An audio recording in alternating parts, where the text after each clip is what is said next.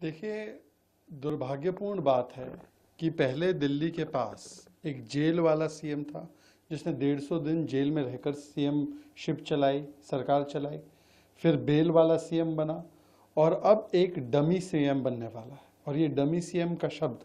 मेरा नहीं है, ये सौरभ भारद्वाज का है, ये सोमनाथ भारती का है, ये उन तमाम आम आदमी पार्टी के नेताओं का है जो आकर कह रहे हैं कि अब जो भी मंत्री सीएम बनेगा, जो भी मुख्यमंत्री बनेगा, वो तो केवल खड़ाऊ सीएम बनेगा, वो तो केवल अरविंद केजरीवाल के लिए स्टॉप गैप अरेंजमेंट बनकर सीएम बनेगा, केवल एक नाइट वॉचमैन की भूमिका में सीएम बनेगा। ये कहने का काम मैंने नहीं बल्कि सौरभ भारद्वाज ने किया है। इसका मतलब कि आपने एक महिला को तो मुख्यमंत्री बनाया, पर साथ ही साथ उस महिला को लेम डक मुख्यमंत्री, प्रॉक्सी मुख्यमंत्री और डमी मुख्यमंत्री साबित करने का काम भी आम आदमी पार्टी के नेताओं ने किया। ये दुर्भाग्यपूर्ण है। दूसरी बात यह है कि चेहरा तो बदला गया है, पर क्या इस सरकार का चरित्र बदलेगा? ये तो वही आतिशी जी है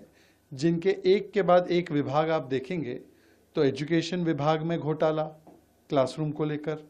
पीडब्ल्यूडी में घोटाला शीश महल को लेकर, अन्य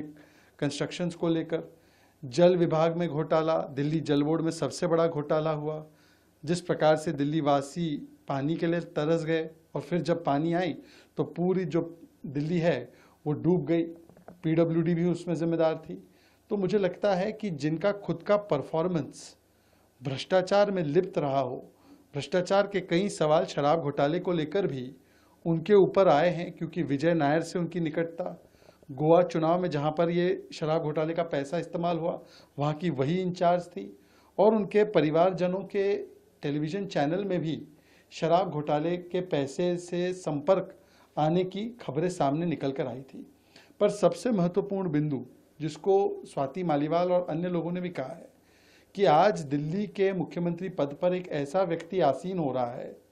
जिनके परिवारजनों ने अफजल गुरु की पैरवी की थी। अब ये रिकॉर्ड पे है कि किस प्रकार से आतिशी जी के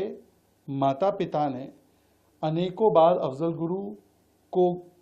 मासूम बताने के लिए, अफजल गुरु ने भारत पर और भारत की संसद पर हमला नहीं किया था, वो एक स्केपगोट था और उसे फांसी नहीं मिलनी चाहिए, ये पैरवी की थी। अब सवाल ये बनता है कि जब एक संवैधानिक पद पर बैठते हैं तो क्या इस प्रकार के विचारों से आप इत्तेफाक रखते हैं या नहीं रखते हैं, ये देश की जनता को पता होना चाहिए। क्योंकि हमने देखा है कि इसी आम आदमी पार्टी ने बाटला हाउस एनकाउंटर में आतंकियों की पैरवी की और पुलिस पर सवाल उठाए, सर्जिकल स्ट्राइक में आर्मी से सबूत मांगे गए, पुलवामा में भारत पर दोष डाला गया।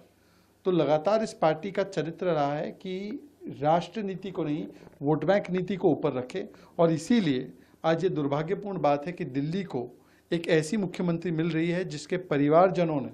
लगातार अफजल गुरु की पैरवी की है। इस पर स्पष्टीकरण आम आदमी पार्टी की ओर से आना चाहिए कि क्या उन बयानों से और उन राय से